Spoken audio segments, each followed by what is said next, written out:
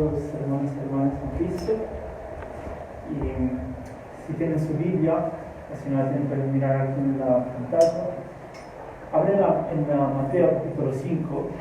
Esta mañana miraremos el versículo 6. Pero antes de empezar a analizar este versículo, que es corto pero lleno de contenido, ¿no? Yo también quiero pedir la guía a nuestro Señor. Amado Padre, que estás en los cielos, Señor, también te doy gracias por esta mañana, Señor. Gracias, Señor, por esta oportunidad y esta libertad, Señor, que podemos escuchar libremente tu palabra, Señor, predicarla. Y gracias, Señor, sobre todo por tu Hijo Jesucristo, Señor, que tú enviaste aquí en la tierra para, Señor, morir en la cruz, llevar a sus hombros, Señor, el peso de todo nuestro pecado, Señor. Y esta mañana, Señor, gracias, Señor, te damos porque estás aquí con nosotros. Te pedimos, Señor, de abrir nuestros corazones quebrantados, Señor, de enseñarnos, Señor, a crecer en ti, en tu justicia, Señor, y entender, Señor, esta mañana que tú eres nuestra satisfacción, Señor. A ti lo pedimos, Señor, en nombre de nuestro Salvador y Señor Jesucristo. Amén. Bueno, Mateo capítulo 5, versículo 6. Este versículo dice: bienaventurados los que tienen hambre y sed de justicia, que ellos serán saciados. Estamos leyendo el Evangelio de Mateo, ¿no? Y hemos dicho que Mateo era un discípulo y un apóstol de Jesucristo. Y hemos visto que el tema principal que Mateo trata aquí en este Evangelio es Jesucristo Rey, ¿no? Jesucristo es el Rey, no solamente porque es el Hijo de Dios.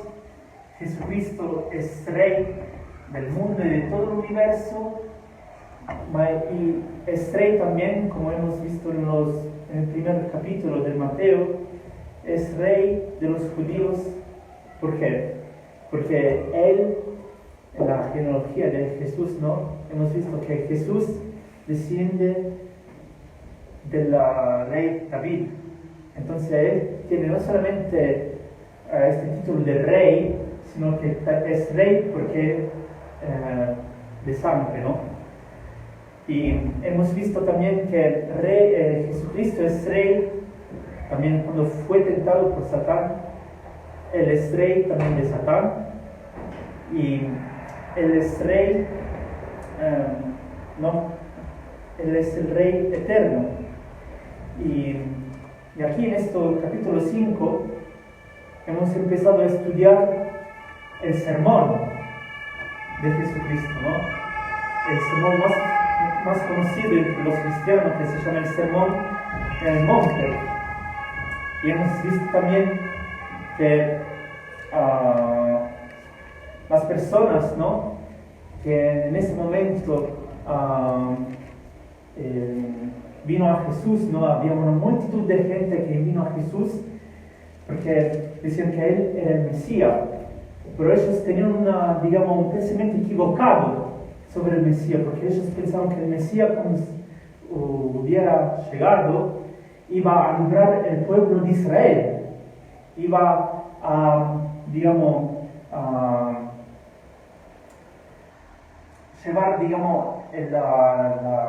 el país de Israel de nuevo potente, porque en ese momento Israel estaba bajo el dominio del Imperio Romano, ¿no? Y ellos pensaban que el Mesías iba a librar, ¿no?, todo eso sobre el poder de Roma. Pero no es así, porque lo que Jesús hace es enseñar sobre el reino. Y es el reino de lo que habla aquí Jesús, no habla del reino, o sea, aquí en la tierra, sino sobre el reino espiritual, el reino de los cielos. Y hemos visto también que en este capítulo 5 empieza el sermón hablando sobre las bienaventuranzas, ¿no? Las bienaventuranzas.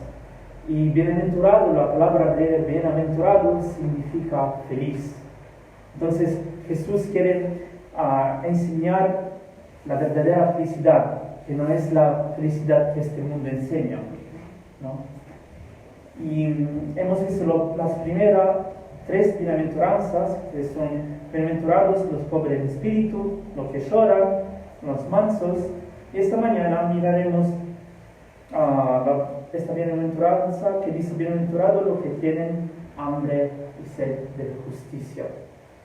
Y es interesante porque esta bienaventuranza empieza con el hambre y la sed. Y yo sé que después de este sermón nosotros tendremos hambre y sed. Yo tengo ya hambre y sed, ¿no? Pero aquí, cuando Jesús habla del hambre y de la sed, no habla de la comida o de la bebida, sino que aquí Jesús habla de algo más profundo. Habla de la ambición, del deseo, digamos, el gran deseo que una persona tiene, ¿no? La ambición. Y bien, las personas que hacen parte del reino de los cielos están caracterizadas y buscan un cierto tipo de hambre y sed. Pero ¿cuál es el problema? El problema es que aquí en el mundo las personas tienen hambre y sed, o sea, tienen una ambición sobre las cosas del mundo. Por ejemplo, buscan la fama, el éxito, el placer, ¿no? La gloria, el dinero, ¿no? Todas cosas que lamentablemente a los hombres nos gusta, pero son cosas temporáneas, que un día van a desvanecer, se van a perder. Y en la Biblia también tenemos personajes que buscaban estas ambiciones. Un ejemplo más grande o más obvio es, por ejemplo, Lucífero, ¿no? Y Lucífero sabemos que él era el ángel más bello y más, digamos, más potente entre los otros, ¿no? Pero Satán, Lucífero, tenía una equivocada ambición. Si ustedes se acuerdan, Lucífero, él quería ser más alto de Dios, quería ser, digamos, superar a Dios, ¿no? De hecho, en Isaías capítulo 14, versículo 13 y 14, dice sobre Lucífero: tú que decías en tu corazón, subiré al cielo en lo alto junto a las estrellas de Dios, levantaré mi trono y en el monte del testimonio me sentaré, a los lados del norte, sobre las alturas de las nubes subiré y seré semejante al Altísimo. Entonces, él quería ser semejante a Dios, quería ser más grande que Dios. Y también tenemos otro personaje, otro ejemplo en el Nuevo Testamento, que se encuentra en Lucas capítulo 14. Lucas capítulo 14, versículos desde el 13 hasta el 21. Y si ustedes se acuerdan, en este versículo habla del del rico necio, ¿no?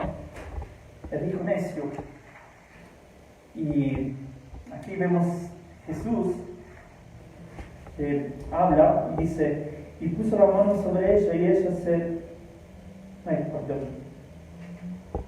Mas cuando hagas banquete, ay, sí.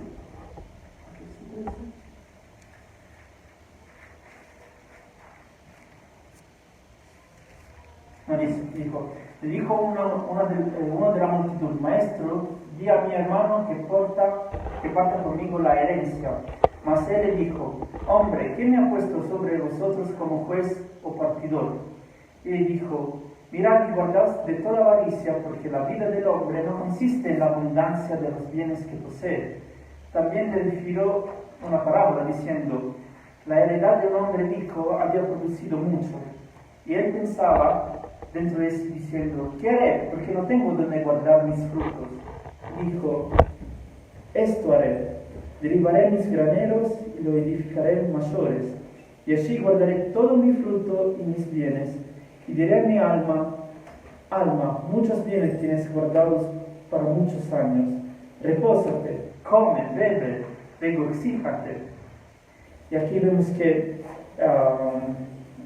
aquí el hombre necio, ¿no?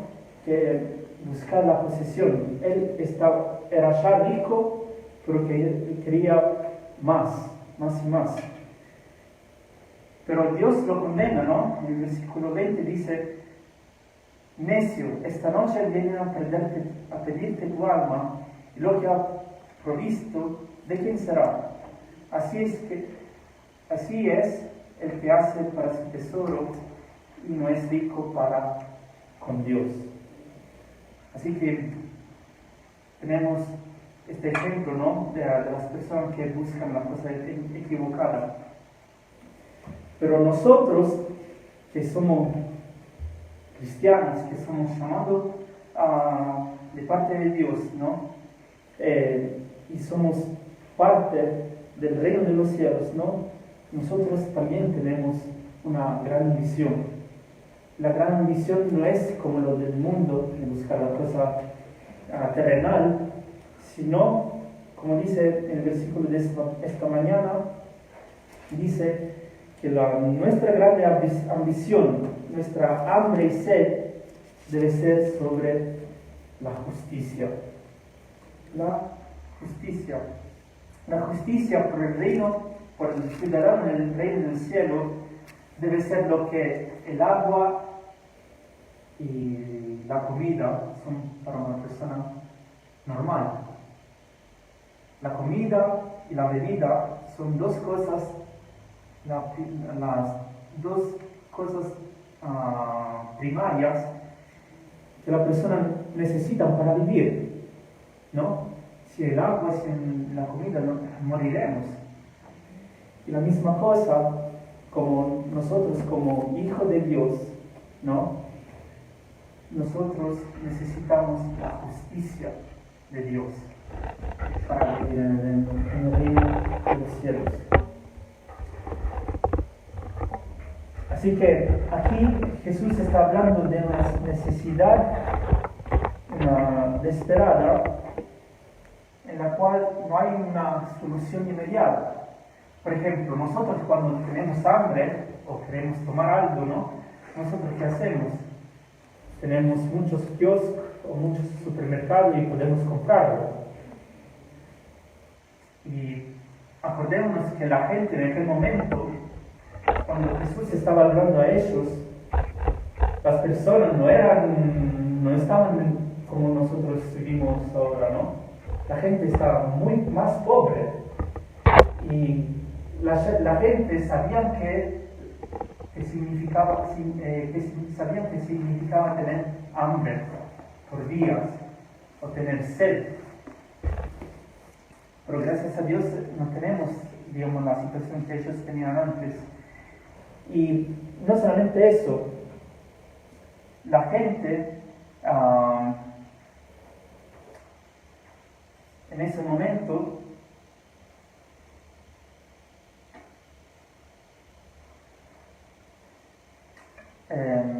¿cómo se dice? Ellos aguantaban por días. Y nosotros, si aguantamos solamente por un día, ya estamos desesperados. Pero ellos no, estaban ya acostumbrados. Y entonces la gente, cuando iba a Jesús, ¿no? Pensaba de recibir, ¿no? Comida, ¿no? Y bebida. Pero lo que Jesús estaba ofreciendo a ellos era algo, no una cosa temporal, sino que estaba ofreciendo a ellos una comida, una bebida eterna, espiritual.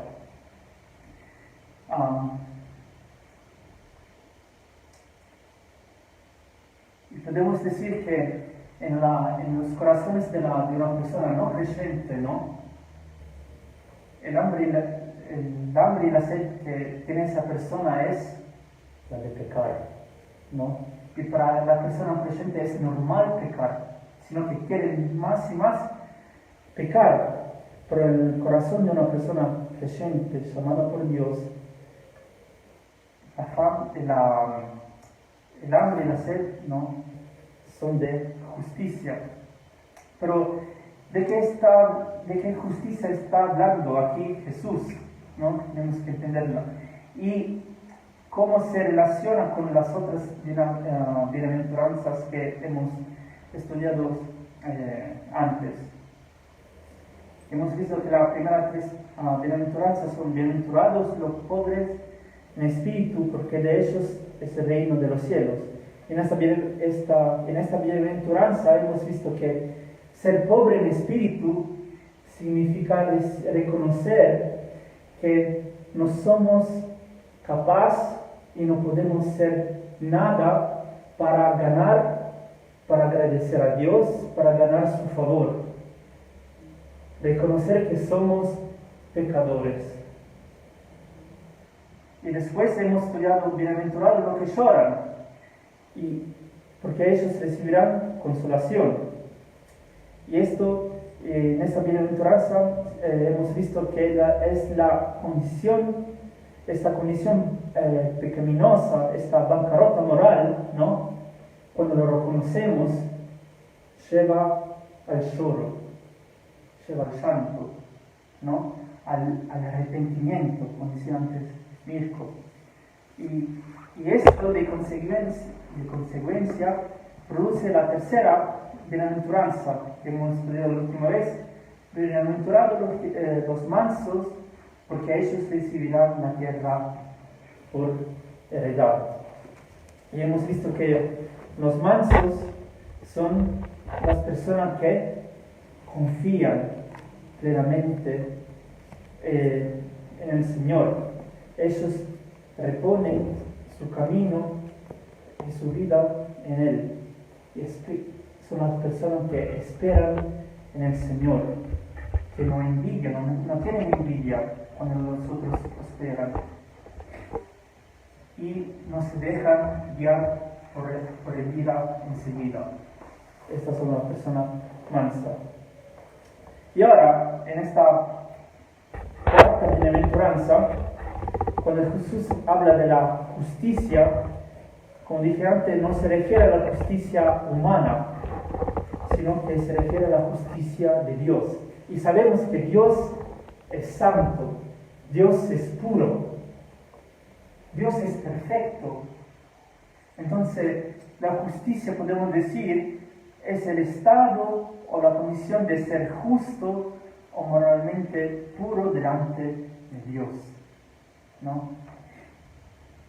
Y solamente Dios es el autor de la justicia. Y Pablo lo explica muy claramente en la carta a los romanos que estamos estudiando con el pastor Mirko. Y en el capítulo 3 hemos visto, vamos a ver Romanos capítulo 3, versículo del 9 hasta el 11.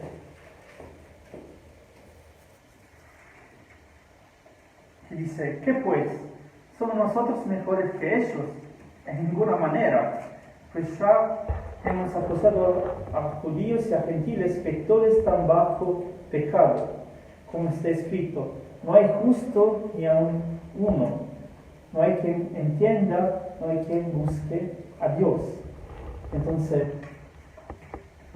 todas las personas, desde cuando nacen, ya son pecadores, no son justas, sino que dice también en el versículo 23 que están destituidas de la gloria de Dios. El versículo 23. Y como están destituidas de la gloria de Dios, como son pecadores, no quieren buscar ni aún a Dios. No quieren, en vez de buscar el reino de Dios y su justicia, buscan las cosas del mundo. En vez de buscar el verdadero pan de la vida y la verdadera fuente de agua, ¿no?, de la vida eterna, buscan las cosas terrenales, temporáneas, corruptibles. Entonces, ¿cómo pueden los pecadores llegar a tener una correcta relación con Dios, ¿no?, con el santo Dios del universo?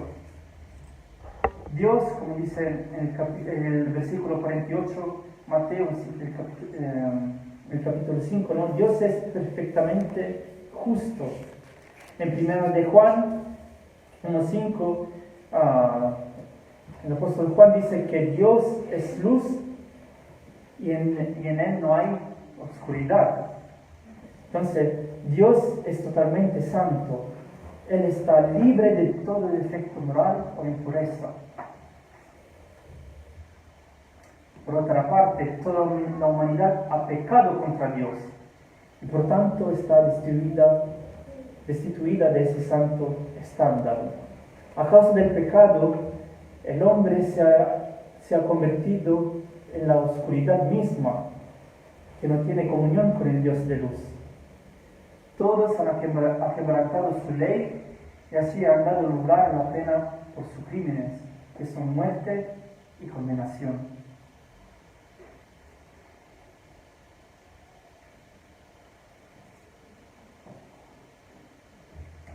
Entonces,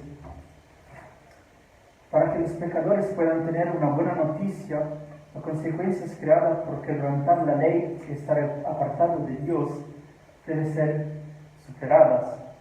¿Y cómo puede ser esto? En cada era de la historia humana, de la humanidad, sabemos que la religión ha respuesto que podemos llegar al cielo si somos buenas personas. ¿No? Tenemos el ejemplo, ¿no?, de la balanza, ¿no? Si yo muchas veces desde niño, ¿no?, las personas dicen, si tú eres bueno, si tú haces más obras buenas, ¿no?, puedes entrar al reino de Dios, estás salvo.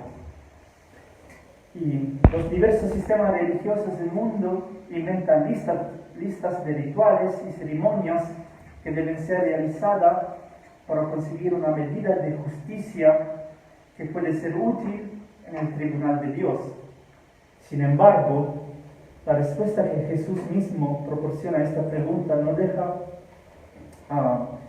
la respuesta que Jesús dice es: porque os digo que si vuestra justicia no fuere mayor que la de los escribas y fariseos, no entraréis en el reino de los cielos.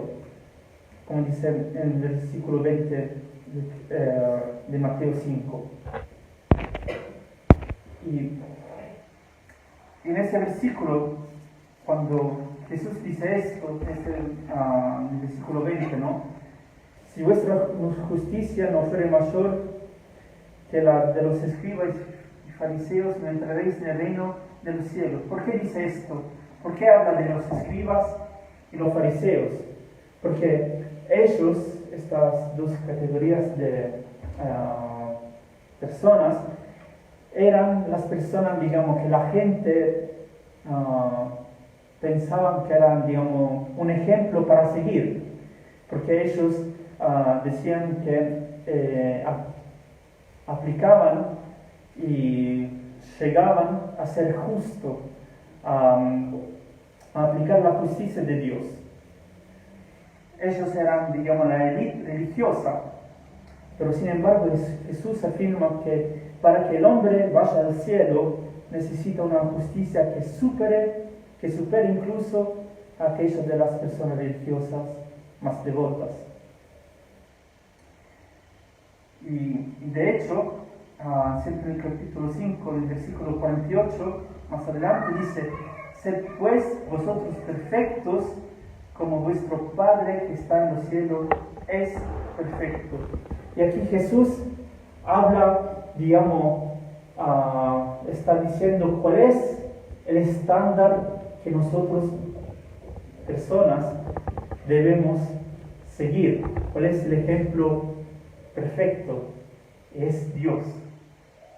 Dice Dios, como Dios es perfecto, entonces también ustedes sed perfectos. Y aquí también cuando dice sed es un comandamiento. No dice si quieren, no, sed perfectos. Y también en 1 de Pedro, ¿no? Dice sed santo, porque nuestro Padre que está en el cielo es santo. Entonces, para que el hombre pueda reconciliarse con Dios no necesita tan solo ser una buena persona, es necesario que sea una persona perfecta.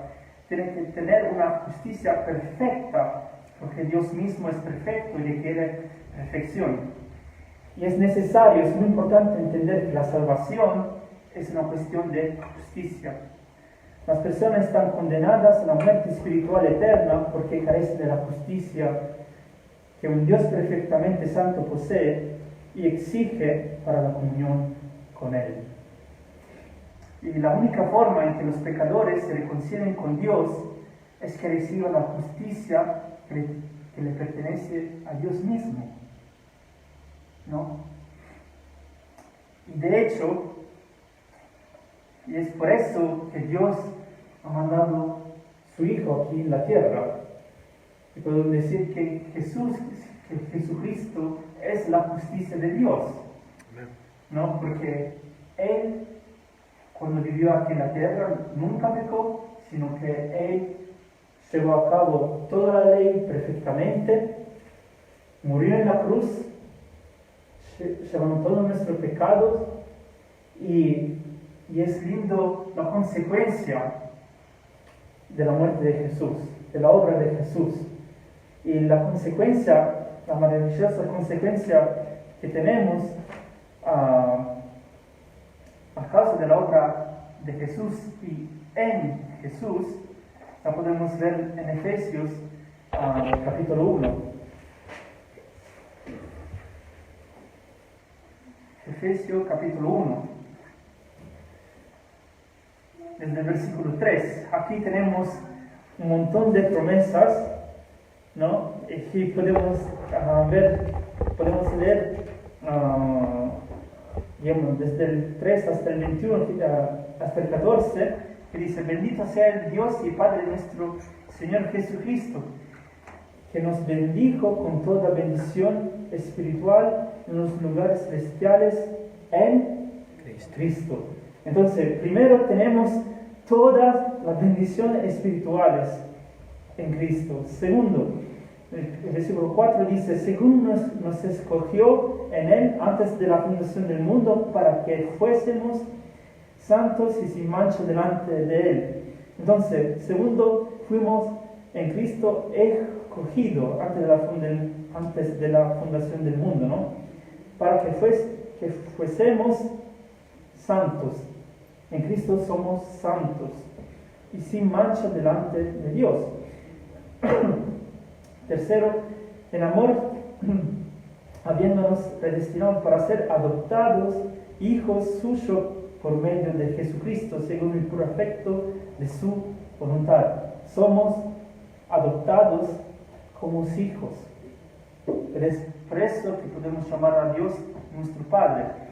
Y cuarto, para alabanza de la gloria de su gracia, con el cual nos hizo aceptos en el amado, en que tenemos redención por su sangre, el perdón de pecados según la riqueza de su gracia, que hizo sobreabundar para con nosotros en toda sabiduría e inteligencia.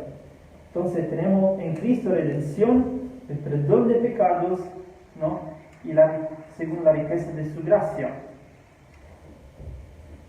En el versículo 9 dice, dándonos a conocer el misterio de su voluntad. En Cristo tenemos el misterio de su voluntad. Según su beneplácito, el cual se había propuesto en sí mismo. ¿Cuál es este misterio de reunir todas las cosas en Cristo, en la dispensación del cumplimiento de los tiempos, así que las que están en el cielo como las que están en la tierra? En él, asimismo, tuvimos herencia, somos herederos, habiendo sido predestinados conforme el propósito del que hace todas las cosas según el designio de su voluntad, a fin de que seamos para alabanza de su gloria, nosotros lo que primeramente esperábamos en Cristo. En él también vosotros, o sea, nosotros, habiendo oído la palabra de verdad, el evangelio de vuestra salvación, y habiendo creído en él, somos sellados en el Espíritu Santo de la promesa, que es las aras de nuestra herencia hasta la redención de la posesión adquirida para la alabanza de su gloria. Entonces, cuántas maravillosas bendiciones tenemos en Cristo, que tenemos por su obra en la cruz, por su justicia, ¿no? El Evangelio es poder de Dios para salvación a todo aquel que cree. Precisamente porque en el Evangelio la justicia de Dios se revela por fe y para fe, ¿no? Dice Pablo en Romanos. El Evangelio, la buena noticia, salva. Jesucristo salva. Él es el Verbo. Jesucristo es el Verbo. Y salva porque Dios le da su propia justicia al hombre.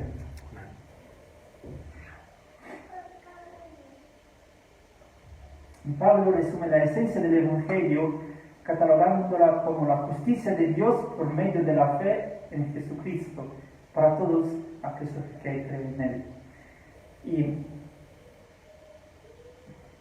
entonces debemos ser muy agradecidos a Dios, ¿no? Por el hecho que Él ha mandado su Hijo aquí en la tierra, ¿no? Dios, Jesucristo, Dios hecho carne, quien murió por nosotros. Y el propósito por el cual Dios, el Padre, ¿no? hizo que su Hijo fuese clavado en la cruz, llevando nuestro pecado, es, como dice 2 de Corintios, capítulo 5, versículo 21, para que nosotros fuésemos hechos justicia de Dios en Cristo, ¿no? Y Cristo es el fin de la ley, por la justicia a todo que en él cree.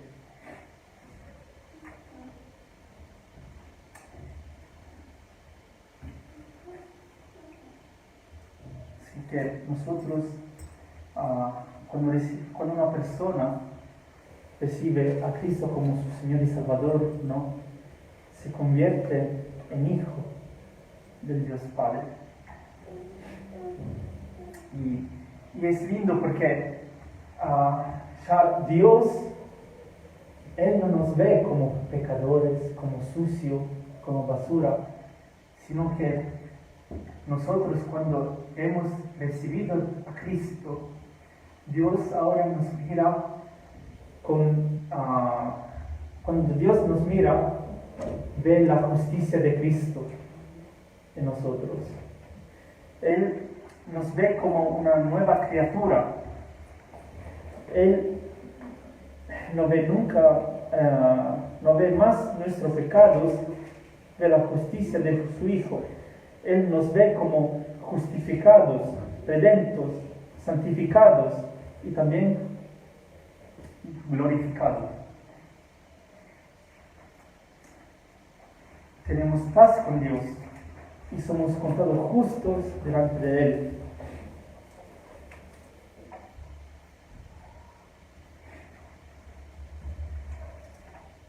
Y no somos más su enemigo, Él nos ve como su amigo, como santo, amado. Él nos ve como muerto al pecado, resucitado con Cristo. Él nos ve como templo del Espíritu Santo. Él nos ve como piedra viva, colocada por un maestro de obras, y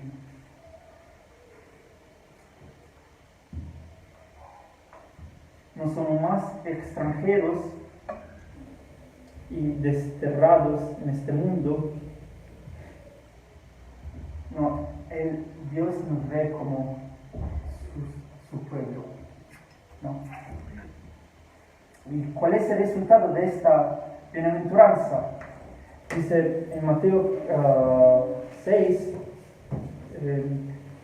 versículo 6 del capítulo 5, porque ellos serán saciados, seremos satisfechos. La búsqueda de la justicia de Dios lleva a la satisfacción. Y el verbo en griego, ¿no?, ortazo, significa estar totalmente lleno, ¿no? En Juan capítulo 6, versículo 35 dice, vemos aquí Jesús que dice: yo soy el pan de la vida, el que a mí viene nunca tendrá hambre, y el que en mí cree no tendrá sed jamás, ¿no?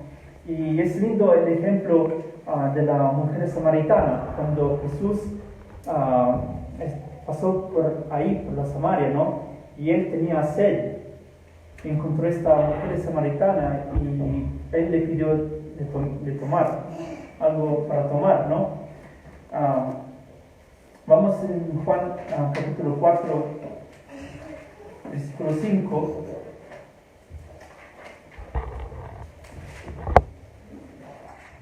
El texto lo explica más bien que yo.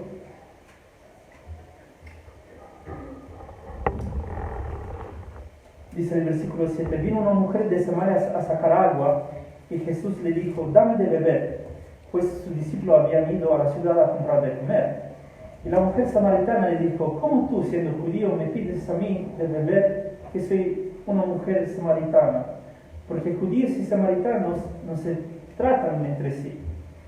Y Jesús le respondió y le dijo: si conocieras el don de Dios y quién es el que te dice dame de beber, tú le pedirías y él te daría agua viva. Y la mujer le dijo: Señor, no tienes con qué sacarla, y el pozo es hondo. ¿De dónde pues tienes el agua viva? ¿Acaso eres tú mayor que nuestro padre Jacob, que nos dio este pozo, del cual bebieron él, sus hijos y sus ganados?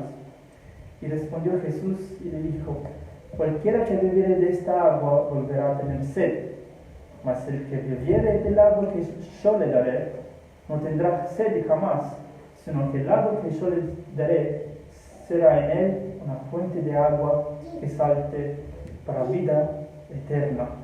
Y la mujer le dijo: Señor, dame esa agua para que no tenga yo sed, ni venga aquí a sacarla.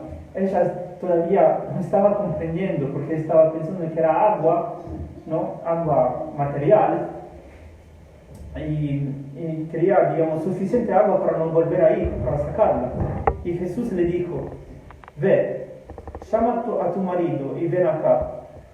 Y la mujer respondió y dijo: no tengo marido. Y Jesús le dijo: bien has dicho, no tengo marido, porque 5 maridos has tenido, y el que ahora tienes no es tu marido. Esto has dicho con verdad. Y la mujer: Señor, me parece que tú eres profeta. nuestros padres adoraron en este monte y vosotros decís que en Jerusalén es el lugar donde se debe adorar. Y Jesús le dijo, mujer, créeme, que la hora viene que cuando ni en este monte ni en Jerusalén adoraréis al Padre. Vosotros adoráis lo que no sabéis, nosotros adoramos lo que sabemos, porque la salvación viene de los judíos.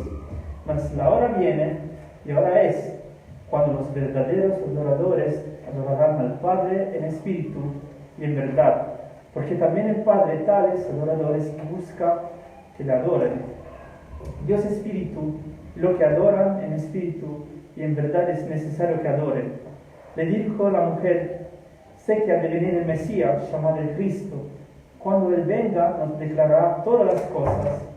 Y es lindo aquí la respuesta de Jesús, yo soy el que habla contigo.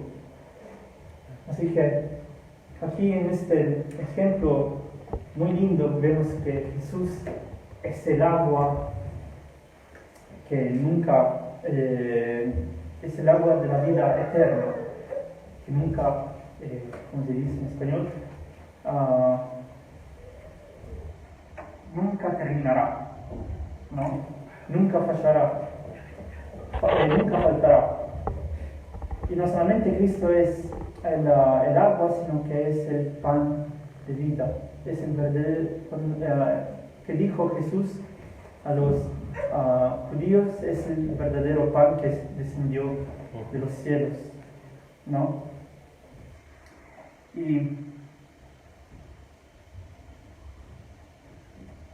entonces Jesús debe ser nuestra satisfacción en todo. Debe ser la única cosa que nosotros necesitamos, porque todas las cosas que tenemos, que nos da Dios, Jesús, ¿no? Él provee en todo. Y es lindo, como dice el salmista en el Salmo 107, versículo 9, Salmo 107,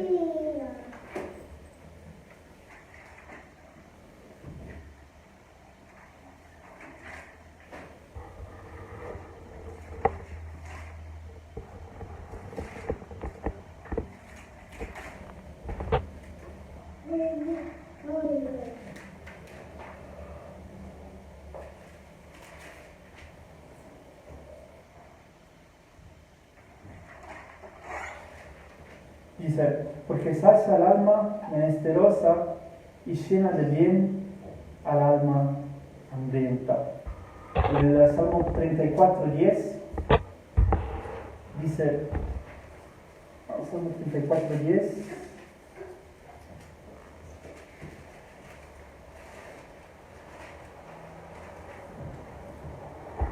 los leoncillos necesitan y tienen hambre, pero los que buscan a Jehová no tendrán falta de ningún bien. Dios sacia de justicia a los que lo buscan. Y es lindo también el Salmo 23, ¿no? Cuando David dice, Jehová es mi pastor y después nada me faltará. Y más adelante, ¿no? En el versículo 13 me parece, dice, mi copa está rebosando, ¿no? Está totalmente llena, saciada. Ahora, para terminar, ¿cómo puedo saber si tengo hambre y sed de justicia? Hay otra pregunta que vamos a hacer rápidamente para contestar a esta. Y la primera es, ¿soy realmente una persona que puede decir como Pablo, ay, miserable de mí, ¿quién me librará de este cuerpo de muerte? No he llegado todavía al final. Dejo lo que está atrás y todavía no estoy satisfecho con mi condición espiritual actual. Quiero conocer más de Cristo. Y de hecho, Pablo, ¿no? Dice en Gálatas, para mí vivir es Cristo y morir es ganancia. Para Pablo, la única razón para existir, su única satisfacción era Cristo. Su pan, su bebida era Cristo. Y es Cristo también nuestra hambre y nuestra sed. Después, ¿qué importancia tienen las cosas externas en mi vida? En otra palabra, ¿qué es lo que me satisface? ¿Vivo para estar satisfecho con las cosas del mundo o es Cristo mi satisfacción? ¿Tengo hambre y sed por la palabra de Dios? En Jeremías capítulo 15, versículo 16 dice: fueron halladas tus palabras y yo las comí, y tu palabra me fue por gozo y por alegría de mi corazón, porque tu nombre se invocó sobre mí, oh Jehová Dios de los ejércitos. Son preciosas para ti las cosas de Dios. Es precioso para ti la palabra de Dios. Te la comes, ¿no? Es tu hambre y sed de justicia incondicional. Pablo, como dije antes, ¿no? Dice: para mí vivir es Cristo y morir ganancia. El versículo 20 de Gálatas 2 dice: con Cristo estoy juntamente crucificado, y yo no vivo yo, mas vive Cristo en mí. Y lo que ahora vivo en la carne, lo vivo en la fe del Hijo de Dios, el cual me amó y se entregó a sí mismo por mí. Entonces, estas son las preguntas en que debemos reflexionar y llevar a cabo un inventario de nuestra condición espiritual. Y si la respuesta a esta pregunta es no, hay dos opciones: o no eres hijo de Dios, o la bússola, o tu brújula no está fijando, digamos, la punta hacia el norte. Sí, la punta no está fijando en la dirección correcta, ¿no? No está fijando en Dios, no se está fijando en Dios, en el reino de Dios, ¿no? Y estás perdiendo el apetito. Y bueno, ahora estamos en el nuevo año, en los primeros días del nuevo año. Si nuestra vida, ¿no? Si algo, y seguramente tenemos cosas que debemos arreglar en nuestra vida, ¿no? Empezamos ya en este año a arreglarla, ¿no? Corregirla y apuntar nuestro brújula hacia Dios, ¿no? Hacia las cosas de los cielos. Vamos. Gracias, Padre, Señor, por esta enseñanza, Señor, y reconocemos, Señor, que somos pecadores, que faltamos y fallamos, Señor, cada día. Reconocemos, Señor, que te necesitamos, Señor, y reconocemos, Señor, que tú eres nuestra comida y bebida, Señor, primaria, que, Señor, necesitamos para vivir, Señor, eternamente contigo.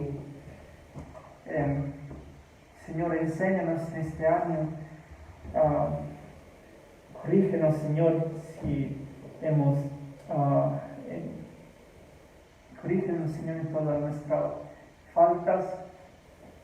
Y, Señor, te pedimos que podamos, Señor, en este año crecer más de ti en tu palabra, y que podamos, Señor, crecer con mis hermanos y hermanas, Señor, en unión, en amor, Señor, juntos, que podamos, Señor, a través de tu palabra edificarnos y Señor, que nuestras vidas, Señor, que vivimos cada día, Señor, traigan gloria a ti, Señor. En nombre de nuestro Señor Jesucristo. Amén.